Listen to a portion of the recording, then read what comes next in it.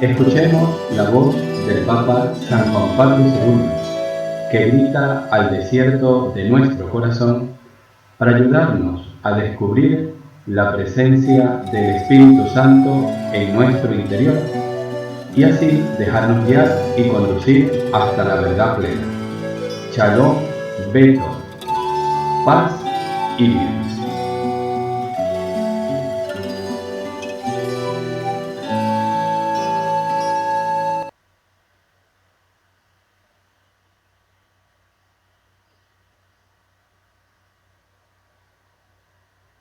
El Espíritu Santo, raíz de la vida interior. San Juan Pablo II, Audiencia General, miércoles 10 de abril de 1991. San Pablo nos ha hablado en la catequesis anterior de la ley del Espíritu que da vida en Cristo Jesús. Romanos 8:2. Una ley según la cual hay que vivir si se quiere caminar según el Espíritu. Gálatas 5:25. Realizando las obras del Espíritu, no las de la carne. El apóstol pone de relieve la contraposición entre carne y espíritu, y entre los dos tipos de obras, de pensamientos y de vida que depende de ella. Los que viven según la carne desean lo carnal, mas los que viven según el espíritu, lo espiritual. Pues las tendencias de la carne son muerte, mas las del espíritu, vida y paz. Romanos 8, 5, 6. El espectáculo de las obras de la carne y de las condiciones de decadencia espiritual y cultural a la que llega el Homo animalis es desolador. Sin embargo, ello no debe hacer olvidar la realidad de la vida según el Espíritu, que es muy diversa y que también está presente en el mundo y se opone a la expansión de las fuerzas del mal.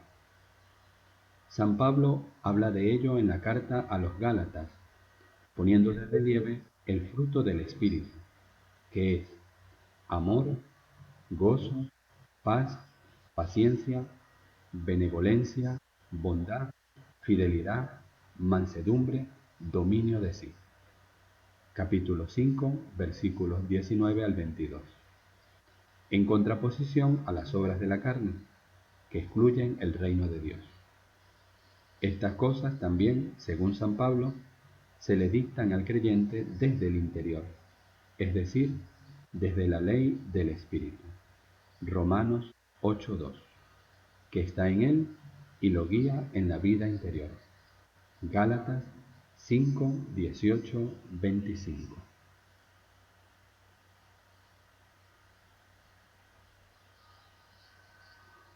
Por tanto, se trata de un principio de la vida espiritual y de la conducta cristiana que es interior y al mismo tiempo trascendente, como se deduce ya de las palabras de Jesús a los discípulos.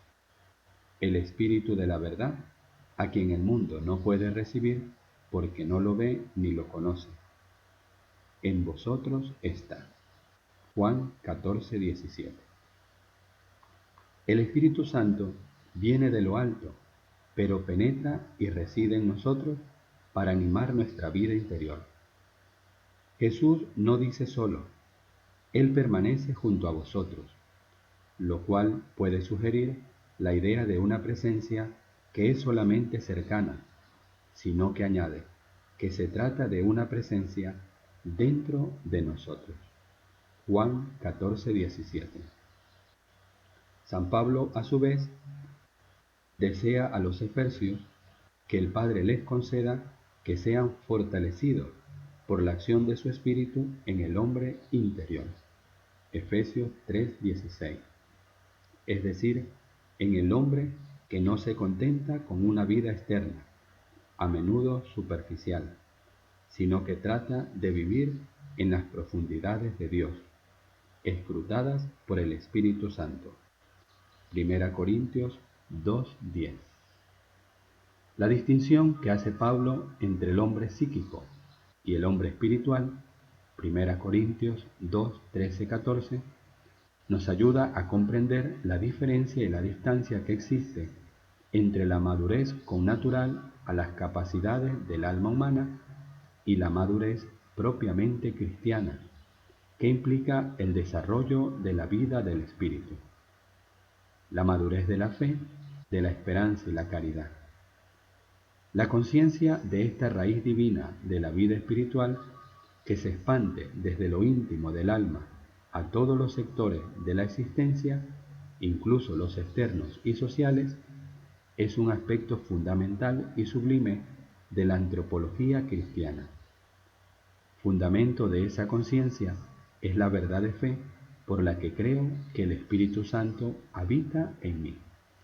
1 Corintios 3:16. Ora en mí, Romanos 8:26, Gálatas 4:6, me guía, Romanos 8:14, y hace que Cristo viva en mí, Gálatas 2:20.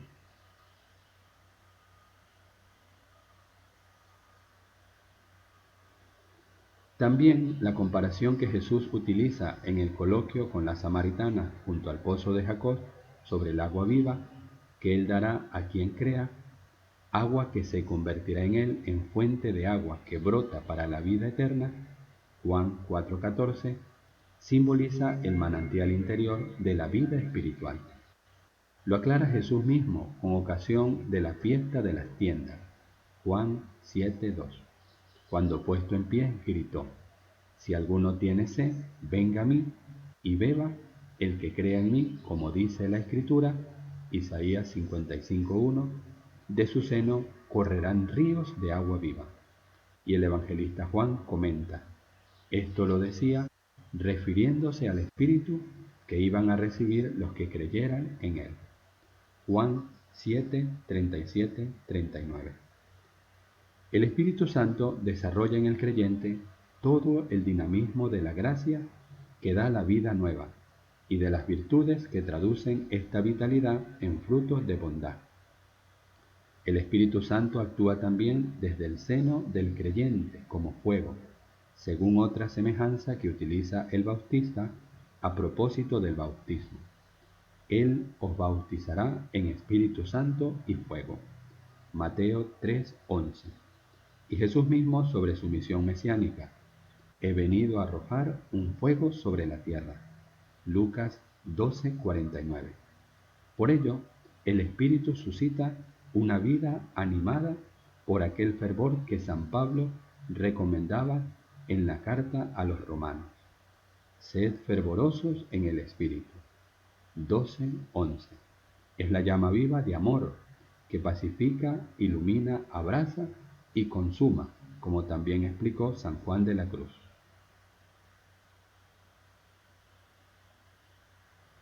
De esta forma se desarrolla en el creyente, bajo la acción del Espíritu Santo, una santidad original que asume, eleva y lleva a la perfección la personalidad de cada uno sin destruirla. Así, cada santo tiene su fisonomía propia. Stella differe a stella. Se puede decir con San Pablo: una estrella difiere de otra en resplandor. 1 Corintios 15:41. No solo en la resurrección futura, en la que se refiere el apóstol, sino también en la condición actual del hombre, que no es ya solo psíquico, dotado de vida natural, sino espiritual, animado por el Espíritu Santo. 1 Corintios 15:44 siguiente. La santidad está en la perfección del amor y sin embargo varía según la multiplicidad de aspectos que el amor adquiere en las diversas condiciones de la vida personal. Bajo la acción del Espíritu Santo, cada uno vence en el amor el instinto del egoísmo y desarrolla las mejores fuerzas en su modo original de darse. Cuando la fuerza expresiva y expansiva de la originalidad es muy poderosa, el Espíritu Santo hace que en torno a esas personas, aunque a veces permanezcan escondidas, se formen grupos de discípulos y seguidores. De este modo nacen corrientes de vida espiritual, escuelas de espiritualidad, institutos religiosos, cuya variedad en la unidad es pues efecto de esa divina intervención. El Espíritu Santo valora las capacidades de todos en las personas y en los grupos, en las comunidades y en las instituciones, entre los sacerdotes y entre los laicos.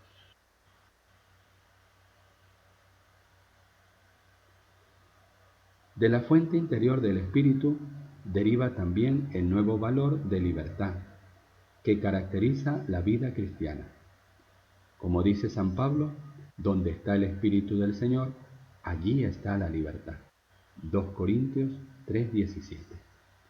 El apóstol se refiere directamente a la libertad adquirida por los seguidores de Cristo respecto a la ley judaica, en sintonía con la enseñanza y la actitud de Jesús mismo.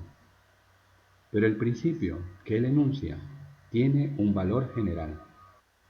Efectivamente, él habla repetidas veces de la libertad como vocación del cristiano. Hermanos, habéis sido llamados a la libertad. Gálatas 5:13. Y explica bien de qué se trata. Según el apóstol, el que camina según el Espíritu, Gálatas 5:13, vive en la libertad, porque no se halla ya bajo el yugo del opresor de la carne. Si vivís según el Espíritu, no daréis satisfacción a las apetencias de la carne. Gálatas 5:16. Las tendencias de la carne son muerte, mas las del Espíritu vida y paz. Romanos 8:6. Las obras de la carne, de las que está libre el cristiano fiel al Espíritu, son las del egoísmo y las pasiones que impiden el acceso al reino de Dios.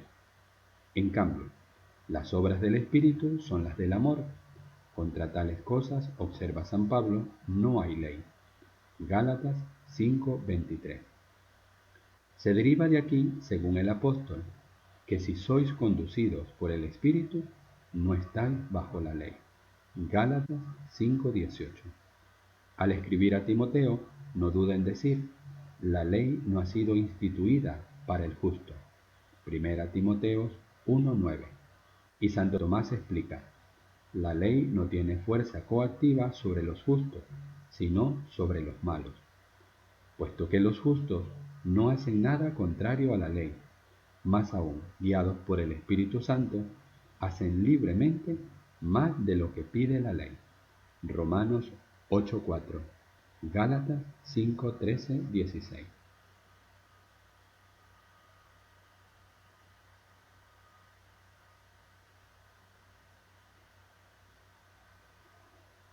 Esta es la admirable conciliación de la libertad y de la ley, fruto del Espíritu Santo que actúa en el justo, como habían predicho Jeremías y Ezequiel al anunciar la interiorización de la ley en la nueva alianza.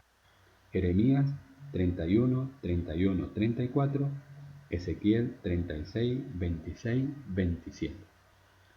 Infundiré mi espíritu en vosotros. Ezequiel 36, 27.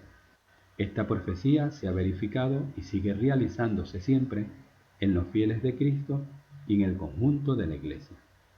El Espíritu Santo da la posibilidad de ser no meros observantes de la ley, sino libres, fervientes y fieles realizadores del designio de Dios. Se realiza así cuando dice el apóstol, todos los que son guiados por el Espíritu de Dios son hijos de Dios. Pues no recibisteis un espíritu de esclavos para recaer en el temor, antes bien, recibisteis un espíritu de hijos adoptivos que nos hace exclamar, Abba, Padre. Romanos 8, 14, 15. Es la libertad de hijos que anunció Jesús como la verdadera libertad. Juan 8, 36. Se trata de una libertad interior, fundamental, pero orientada siempre hacia el amor, que hace posible y casi espontáneo el acceso al Padre en el único Espíritu. Efesios 2:18. Es la libertad guiada que resplandece en la vida de los santos.